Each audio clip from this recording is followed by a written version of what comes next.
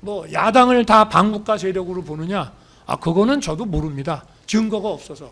그러나 해온 행동을 보면 그들과 손잡고 연계하고 힘을 합친 것 한두 번이 아니다 이 말입니다. 거대 야당이 헌법상 권한을 남용해서 헌정을 파괴하고 있지만 나는 헌법상 대통령의 국가긴급권을 헌법의 틀 안에서 행사하겠다. 주권자인 국민에게 호소해서 깨우고 각성하게 하겠다. 이런 얘기를 했습니다. 그리고 헌법상 국가 비상사태 선언은 비상계엄 선포입니다. 바로. 비상계엄 선포라는 것은 나라가 비상사태에 놓여 있다는 것에 대한 선언입니다. 그리고 나머지 군사 행정적인 것은 바로 헌재가 얘기하는 그 후속 조치입니다. 그래서 합참 근무도 많이 하고 또 이런 계엄 매뉴얼도 잘 아는 김용현 장관한테 검토해서 보고해달라고 지시했습니다. 그러나 대통령의 기본적인 가이드라인은 몇 가지 분명히 했습니다. 자, 이거는 과거 계엄하고는 다르다. 과거 계엄처럼 할 수도 없어요. 제가 군을 이때까지 2년 6개월을 지휘를 했지만 군 인사도 많이 해봅니다마는 이런 과거 계엄같이 하고 싶어도 할 수가 없습니다. 대한민국에서는.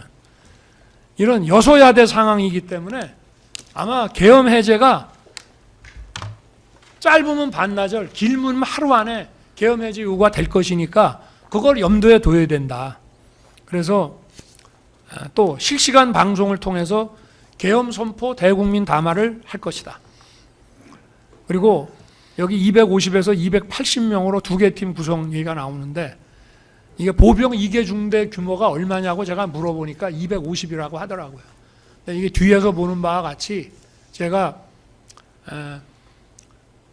안전사고 때문에 부사관 이상 사병은 투입하지 말라고 하니까 그럼 편제를 거기에 맞추려고 하면 딱 250에 못 맞춘다. 280 정도까지는 돼야 된다 해서 250에서 280명으로 두 개 팀을 구성해서 한 개 팀은 국회에 몰려들 인파들에 대한 질서 유지, 한 개 팀은 몇 군데 선관위 전산 시스템 서버 소재지에 각각 나눠서 몇십 명씩 보내서 보안 시스템을 점검하고 국정원이 1년 전에 지적했던 망분리, 방화벽, 비밀번호 문제 등이 시정됐는지 이것만 확인해 보라고 했습니다. 또 출동 병력에 대해서는 실탄은 절대 소지하지 말고 부사관 이상으로, 그 다음에 중요한 거 계엄 선포 대국민 담화를 한 후에 소속 부대에서 출발시켜라. 절대 미리 출발시키지 말라고 했습니다. 이거는 뒤에 나오는 거와 마찬가지로 또 국회에 들어갈 사람들이 빨리빨리 들어가라는 것도 여기에 포함되어 있습니다. 미리 딱 대기해놨다가 이런 거 하지 말자 이런 얘기입니다.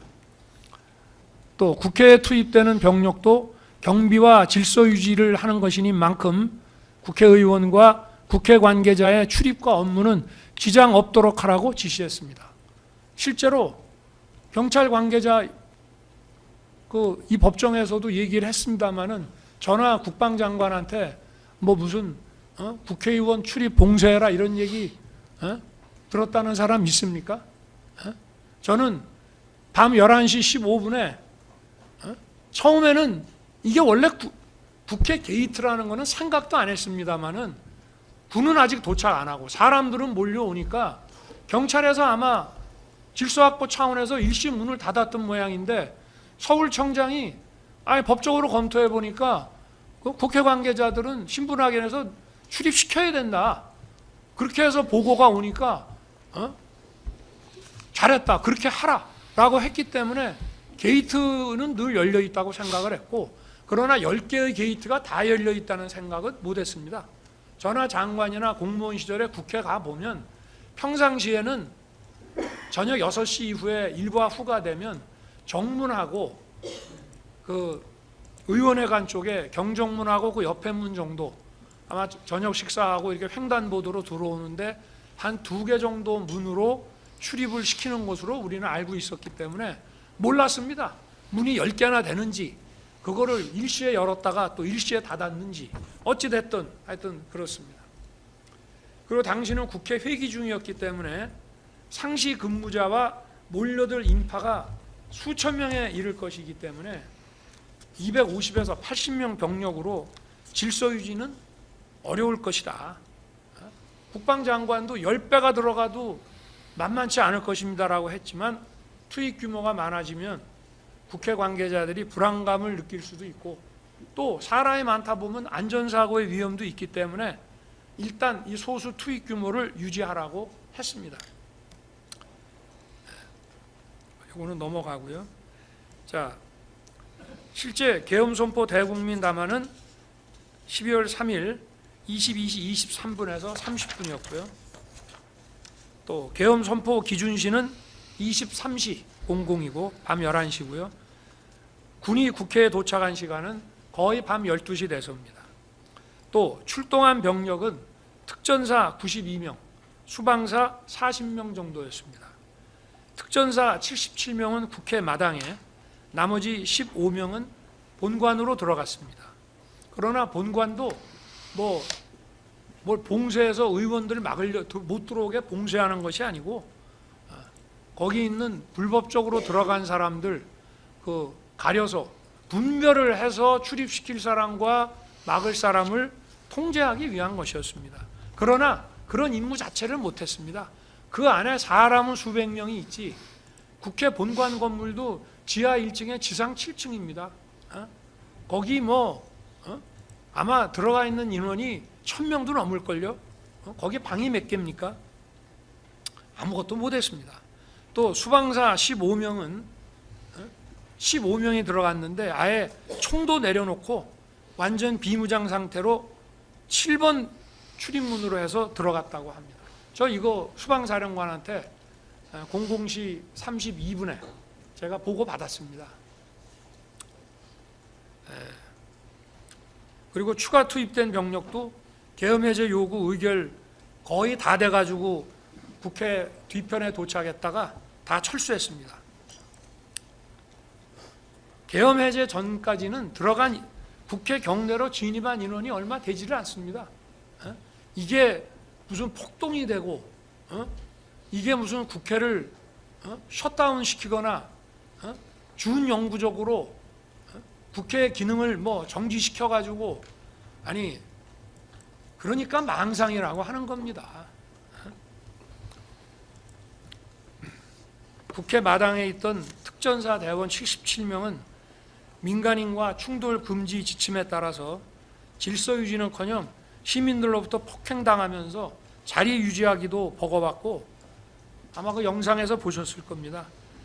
나중에 철수할 때 시민들한테 공손하게 인사하고 철수했고요. 또 본관에 들어간 15명도 그냥 도망다니기 바빴고 수방사 병력은 아예 민간인과 접촉이 없었습니다.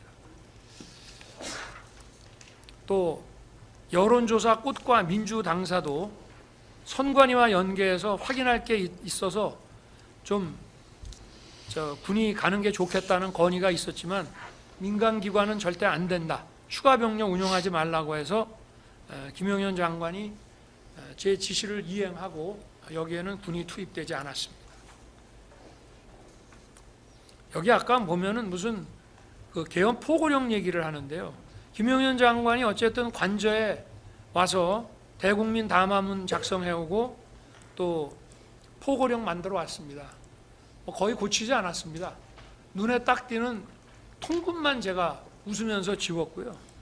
이것도 보려고 그러면 시간이 많이 걸리는데 저도 사실 주말에 공주 민생토론회와 또 계엄 선포날 있었던 키르기스탄 대통령 공식 방한 때문에 읽고 숙독해야 될 서류들이 너무 많았습니다. 그리고 포고령이라는 거는 상위법에 위반되면 그냥 그 자체가 효력이 없어요. 그리고 저는 계엄 포고령이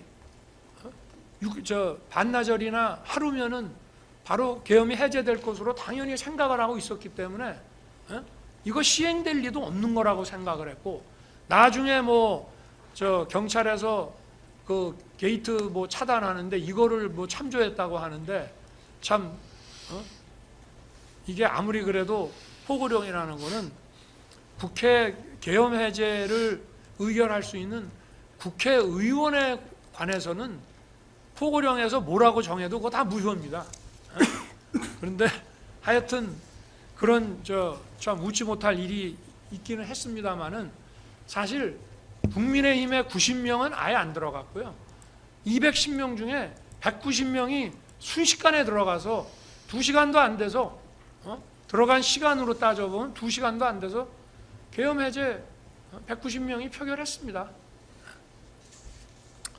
또 국무회의는 뭐 주례 국무회의처럼 하게 되면 어차피 알려지게 되고 알려지면 혼란이 야기되면 또 병력 투입을 더 해야 될 수가 있기 때문에 병력 투입을 또 더 할 수도 없습니다. 그래서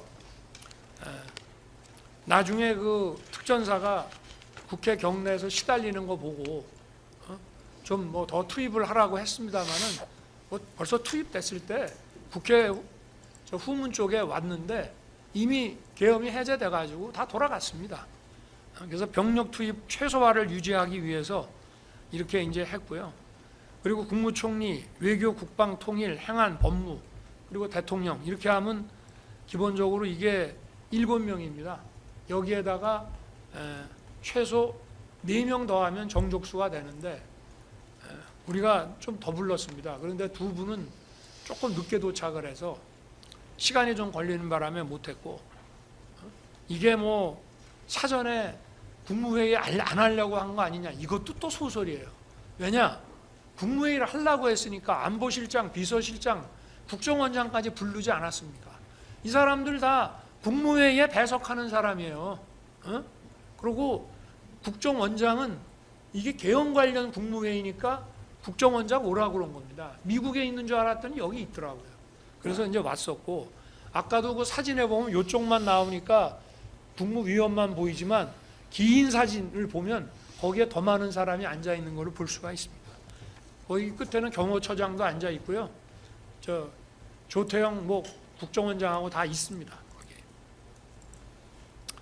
그리고 원래 더 빨리 부르려고 했는데 총리하고 외교부 장관이 좀 하도 반대도 하고 저하고 좀 논쟁을 하고 하다 보니까 전화 거는 게 조금 늦어져서 시간이 좀 걸린 것 뿐입니다. 그리고 이 비상계엄 선포와 같은 국가 긴급권은 대통령이 독점적이고 배타적으로 행사하는 헌법상 권한입니다. 그래서 실체적, 절차적 그 요건 구비 여부에 대한 판단 역시 대통령에게 전속하는 것입니다. 그리고 국회의 계엄 해제 요구라는 정치적, 사후적 통제만 받습니다. 자, 이게 요건에 완벽하게 맞아. 그런데 국회가 부당하게 또는 위법하게 계엄을 해제하라고 하면 해제해야 됩니다.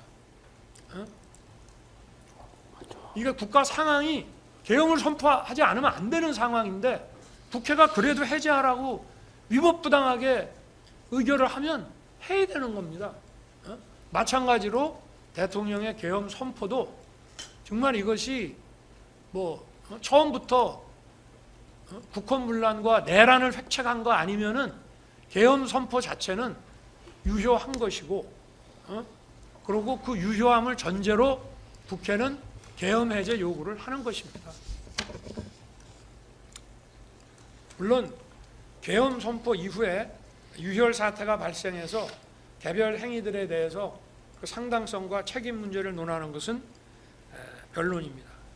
그 내란무리 세력들은 제가 국회 본회의장에서 의원들을 끌어내라고 했다거나 정치인을 체포하라고 했다는 그런 선동을 해왔습니다마는 정말 하늘이 도와서 이 경호처 비화폰 통화 내역이 드러나면서 이 법정에서 모든 게 다 허위 조작인 게 다 드러났습니다.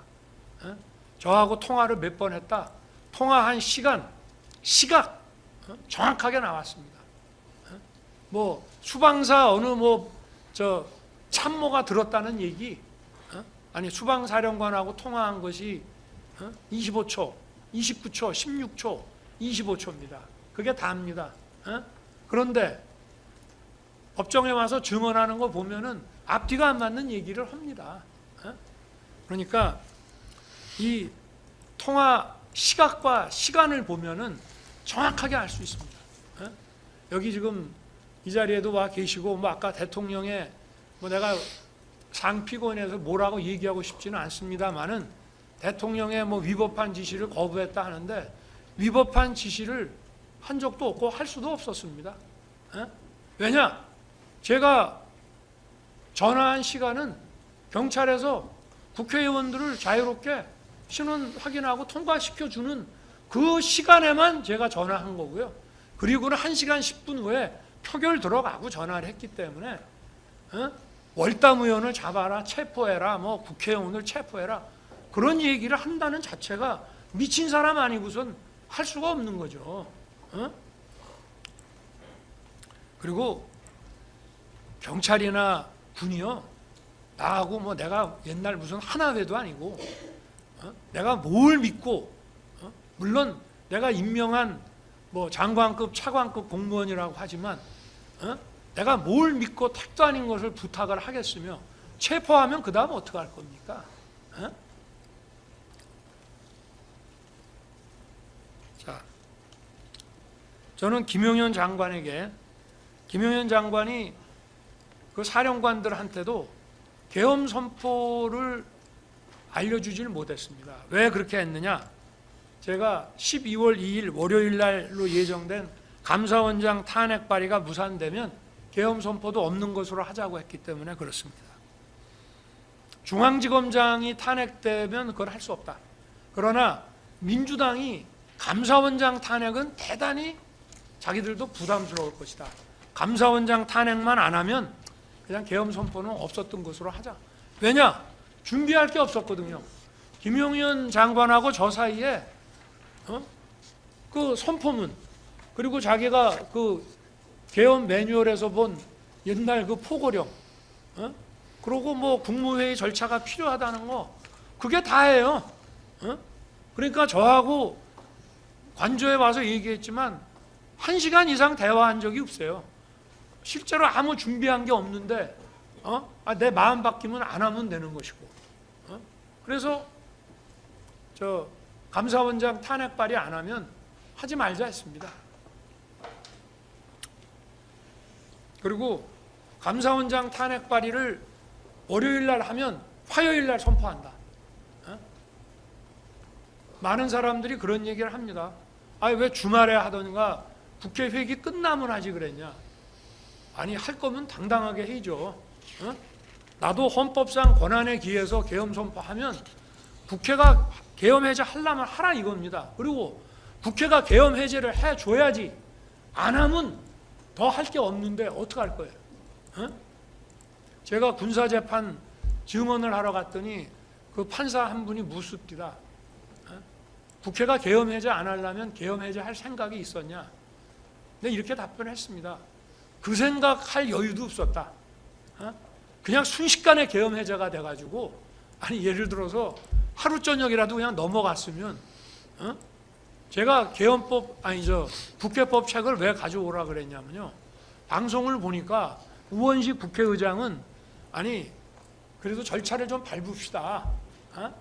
원래는 이게 법사위도 한번 갔다가 올라오고 뭐 이래야 되는데 그냥 막바로 표결을 하자 이렇게 되니까 국회의장은 절차를 밟자 그러고 그냥 합시다 이래가지고 순식간에 계엄 해제가 됐어요. 그래서 제가 계엄 해제 선포를 하려 그러면은 국회의 그 해제 요구가 다소 절차 미비는 있지만 수용하겠다고 말을 해야 될지 아니면 그런 거 없이 그냥 해야 될지 그거를 좀 보려고 국방부에서 국회법을 가져오라 했더니 국방부에는 국회법이 없는지 그 책 찾아오는데 시간이 좀 걸립니다. 그래서 그냥 사무실에 가서 민정수석한테 얘기를 했더니 민정수석이 금방 검토를 해갖고 와서 절차의 하자는 있습니다만은 그런 얘기 하지 말고 그냥 수용하는 거로 하시죠. 그래서 그러면 담화문을 직접 써라. 그렇게 해서 이제 하게 된 것입니다. 네네.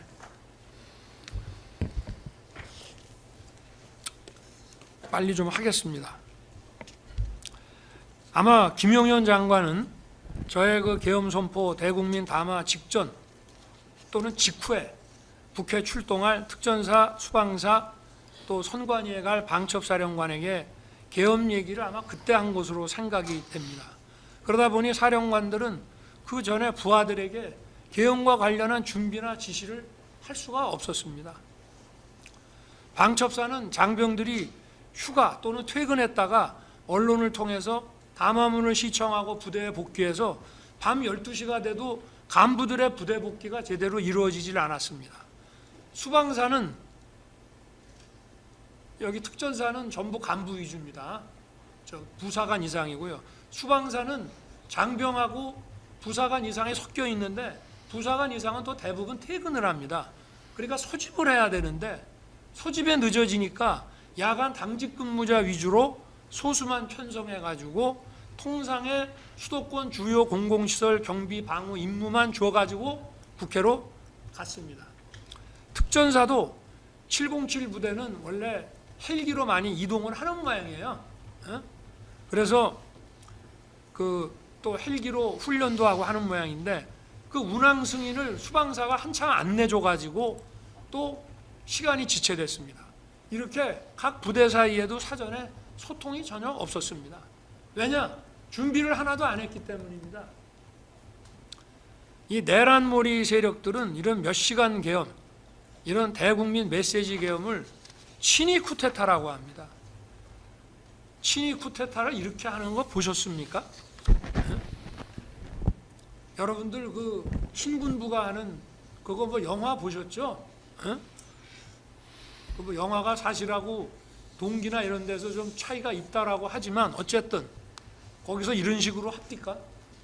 친위 쿠데타라는 거 어떻게 하는지 알지도 못하고 생각도 해본 적이 없습니다만은 이렇게 방송으로 언론에 알리고 또 사전에 준비 없이 야간 당직 근무자 소수만 데리고 하는 겁니까?